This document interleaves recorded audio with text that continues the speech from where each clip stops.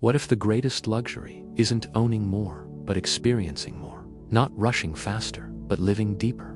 What if the ultimate status symbol wasn't a designer watch, but the time to watch a sunset without checking your phone?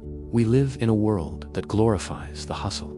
We're told to climb higher, earn more, do more, be more. Our calendars are packed, our inboxes are overflowing, and our minds are constantly racing. We wear busy like a badge of honor. But what if we've been sold a lie? What if all this rushing around is actually making us poorer in the things that truly matter? Welcome, friends, to a journey into the heart of slow living. Now, before you picture a life of complete inactivity, let me be clear. Slow living isn't about doing nothing. It's about doing everything with intention, with presence, and with a deep sense of connection to the moment. It's about trading the frantic for the focused, the cluttered for the curated, and the superficial for the soulful. Think about your morning routine. For many of us, it's a frantic blur. The alarm jolts us awake. We scroll through a flood of notifications, grab a quick coffee, and rush out the door, already feeling behind. Now, imagine a different start. Waking up naturally, or to a gentle alarm. Taking a few deep breaths before even getting out of bed. Stretching your body. Making your coffee or tea as a mindful ritual, smelling the grounds, hearing the water boil, feeling the warmth of the mug in your hands, sitting by a window and savoring that first sip, just you and the new day. That's not laziness, that's luxury. That's consciously choosing peace over panic.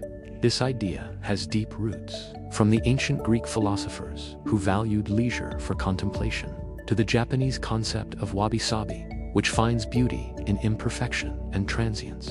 Across cultures and throughout history, wisdom traditions have always known what modern society is forgetting. The quality of our lives is determined by the quality of our attention. So, how did we get so fast? The Industrial Revolution sped up production, and the digital revolution sped up communication. We were promised that technology would give us more free time. Instead, it has blurred the lines between work and rest, making us feel like we need to be on 24/7. The fear of missing out, or FOMO, drives us to constantly check, scroll, and compare. We're consuming information at a rate our brains were never designed to handle, leading to burnout, anxiety, and a feeling of being perpetually disconnected from ourselves. But there's a growing movement of people who are pushing back. People who are rediscovering the profound luxury of slowness. It starts with small, deliberate choices. For me, it began in the kitchen. I used to rely on quick, processed meals, eaten while standing up or answering emails. I decided to reclaim dinner time. I started cooking from scratch, even on weeknights. Chopping vegetables became a form of meditation. The sizzle in the pan, the aromas filling the house. It was a sensory experience that grounded me in the present. And sitting down to eat, without screens, transformed a simple meal into a moment of connection and gratitude. This philosophy can extend to every part of your life. Consider your consumption habits. Fast fashion tells us we need a new outfit for every occasion. Slow fashion encourages us to invest in timeless, well-made pieces that we truly love and will wear for years. It's about quality over quantity. It's not about deprivation, it's about intentionality. Instead of 10 cheap t-shirts that fall apart, you have 1 or 2 that feel amazing and are made to last. That's a form of luxury. And what about our hobbies? We often feel pressured to monetize our passions, to turn every creative outlet into a side hustle. Slow living invites us to reclaim hobbies for the pure joy of them. Read a book without feeling you have to post a review. Go for a walk in nature without tracking your steps or distance. Simply walk to walk. Notice the light filtering through the trees, the sound of the birds, the feeling of the earth beneath your feet. This is where true restoration happens. It's about process, not just product. A huge part of this is learning to sync a task. We've been conditioned to believe that multitasking makes us more productive, but neuroscience tells us the opposite. When we multitask, we're actually just switching between tasks very quickly, which depletes our mental energy and increases the likelihood of errors. Try it for yourself. When you're working on a report, close all other tabs. When you're having a conversation with a loved one, put your phone away and give them your full, undivided attention. You'll find you do better work and build stronger relationships. The gift of your presence is the most luxurious gift you can give.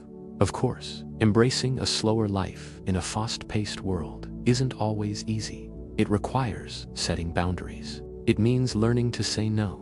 No to the extra project you don't have the capacity for. No to the social event you feel obligated to attend. No to the endless scroll that leaves you feeling empty. Saying no to these things is really saying yes to yourself. Yes to rest. Yes to peace. Yes to the things that truly light you up. Let's debunk another myth, that slow living is only for the privileged. For those who don't have to work demanding jobs or care for families, that's simply not true. Slow living is a mindset, not a set of circumstances. A single parent can practice slow living by creating a 15-minute screen-free ritual with their child before bed. A busy executive can practice it by taking a full lunch break away from their desk. It's about finding pockets of stillness and intention within the life you already have. It's about infusing the mundane with meaning. Think of it as curating your life. Just as a museum curator carefully selects which pieces to display, you get to choose what deserves your time, energy, and attention. Your life is your masterpiece. Do you want it to be a chaotic, cluttered collage, or a thoughtfully composed work of art? The ultimate luxury of a slow life is the return to self. When you slow down, you can finally hear that quiet inner voice that gets drowned out by the noise of the world. You start to understand what you truly need, not what society tells you you should want. You build a life that feels authentic and aligned, not one that's based on external validation. You find joy in the simple, everyday moments that we so often overlook in our race to the next big thing. The warmth of the sun on your skin, the taste of fresh-picked strawberries, the sound of a loved one's laughter. These are the moments that make up a rich, fulfilling life. So, I invite you to try a small experiment.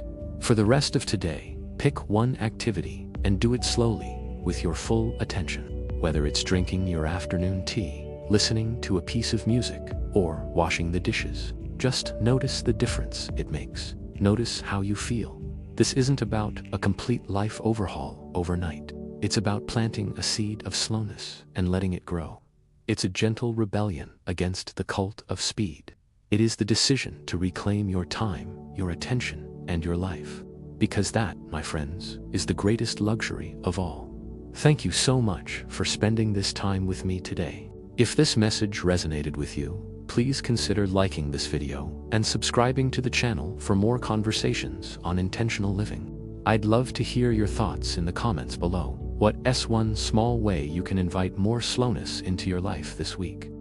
Until next time, be well and be present.